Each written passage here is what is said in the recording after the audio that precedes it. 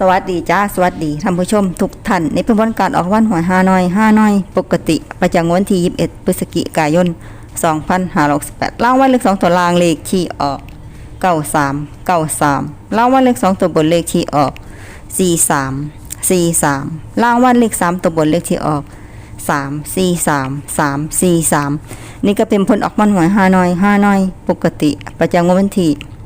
21พฤศจิกายน2518ขอให้โชคดีมีชัยถูกหวยฮานอยปกติได้รับเงินกันทุกคนเด้อจ้าฝากไว้เด้อจ้าซับสไครบ์กดติดตามและเป็นกำลังใจขอขอบคุณทุกท่านที่เข้ามารับชมและรับฟังแล้วมาพบกันใหม่ในเวลา 19:30 นาทีในฮานอย VIP สำหรับครั้งนี้ขอบคุณและสวัสดีจ้า